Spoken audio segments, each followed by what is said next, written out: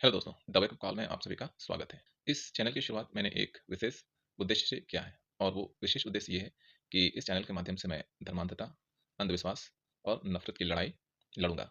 और जो लोग मेरे इस लड़ाई में, इस मिशन में मेरे साथ आना चाहते हैं, मुझे कोऑपरेट करना चाहते हैं, उनका स्वागत है। वो कैसे मुझे कोऑपरेट कर सकते हैं? तो मेरे वीडियो को लाइक करके और इसे शेयर करके मेरा सहयोग कर सकते हैं। तो जो भी समाज में धर्मांधता, अंधविश्वास, नफ़रत फैलाने की कोशिश करेगा, मैं उसके खिलाफ आवाज़ उठाऊँगा और मुखर होकर के बोलूँगा। तो आज की वीडियो में मैं बात करने वाला हूँ कुमार विश्वास के एक स्टेटमेंट पे, जिसमें उन्होंने सैफ अली खान के बेटे तैमूर को लेकर के कुछ बातें कहीं कि सैफ अली खान को एक लफंगे, एक विदेशी आक्रांता के नाम पर अपने बेटे का नाम नहीं रखना चाहिए। और आजकल वो ज़्यादातर ऐसे बयान दे रहे हैं, जिससे कि वो अपना हो सकता है कि राजनीतिक मकसद या कोई अपना और मकसद हल करना चाहते हैं और अपना उल्लू सीधा करने के लिए वो इस तरह के बयान दे रहे हैं। हालाँकि कुमार विश्वास अच्छे कवि हैं और मैंने उनकी बहुत सारी कविताएँ सुनी हैं। लेकिन जब किसी व्यक्ति को पद प्रतिष्ठा की लालच हो जाती है, तो फिर वो ऐसी बेतुकी हरकत करने लगते हैं। तो सीधे पॉइंट पे आते हैं और बात करते हैं तैमूर खान के नाम पर।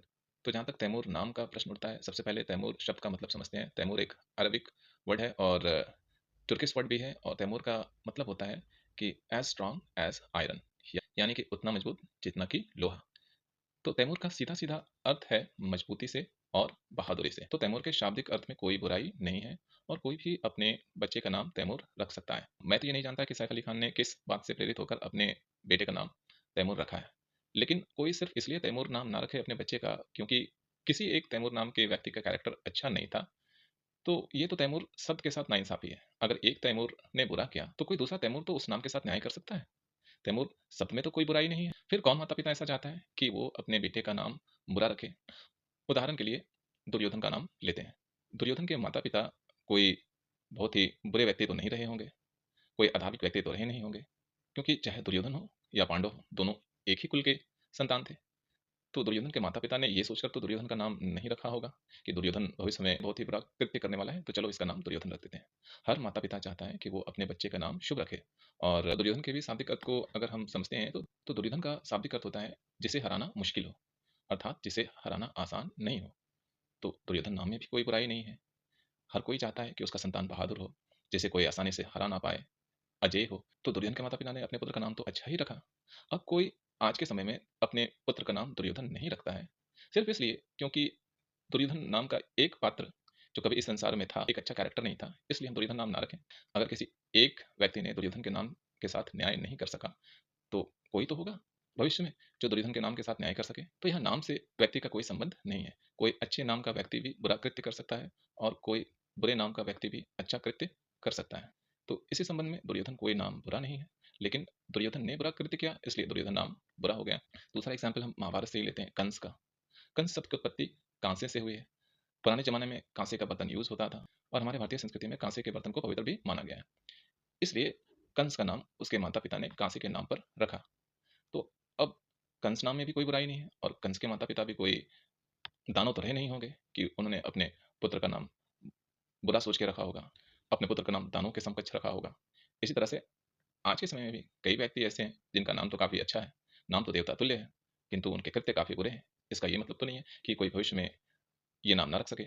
उदाहरण के लिए राम, रहीम और आशाराम के नाम को देख सकते हैं। नाम तो इनके काफ़ी अच्छे हैं, देवता तुल्य हैं, लेकिन इनके कृत्य आप देखें। इसलिए तैमूर का नाम सैफ अली खान ने क्या समझ के रखा, किस बात से वो प्रेरित होकर रखे, ये सैफ अली खान जानते हैं। लेकिन अगर कोई अपने बच्चे का नाम तैमूर रखता है तो उसे सिर्फ तैमूर लंग से जोड़ देना और सिर्फ इस वजह से उसे भला-बुरा कहना, ये व्यक्ति तभी कर सकता है जब उस व्यक्ति का अपना कोई व्यक्तिगत हित दिख रहा हो, वो अपने राजनीतिक हित साधना चाह रहा हो या अपना कोई उल्लू सीधा करना चाह रहा हो या तो फिर 2 संप्रदाय के बीच में वैमनस्य पैदा करना चाह रहा हो, जात-पात की दीवार खड़ा करना चाह रहा हो। अब कल को कुमार विश्वास ये भी कह सकते हैं कि देखो, दाऊद इब्राहिम एक डॉन है, एक आतंकवादी है। कल को कोई अपने बच्चे का नाम दाऊद रख दे, तो इस पर भी अपनी राजनीतिक रोटियाँ सेक सकते हैं कुमार विश्वास कि देखो, इसे और कोई नाम नहीं मिला, इसने अपने बच्चे का नाम दाऊद रख दिया, एक स्मगलर, एक आतंकवादी के नाम पर अपने बच्चे का नाम रख दिया।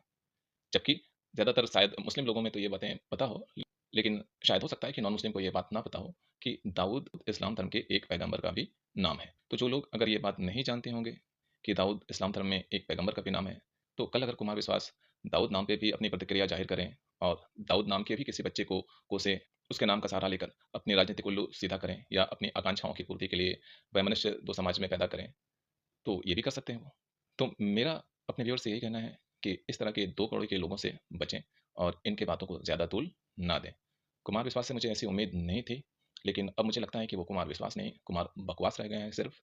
वो कवि हैं, उन्हें शब्दों का अच्छा ज्ञान है, तो उसे कम से कम तैमूर शब्द का अर्थ तो पता होना ही चाहिए। और भी नामों के जो अर्थ यहाँ पे मैंने आप लोगों के सामने रखा, ये भी उन्हें पता होना चाहिए। और अगर ये बातें जानते हुए कुमार विश्वास ने ऐसे स्टेटमेंट दिए हैं, तो ये स्पष्ट है कि ऐसा उन्होंने 2 समाज में, 2 समुदाय में वैमनस्य पैदा करने के लिए, नफ़रत पैदा करने के लिए या अपने राजनीतिक उल्लू सीधा करने के लिए या अपना कोई स्वार्थ साधने के लिए ऐसा कहा है।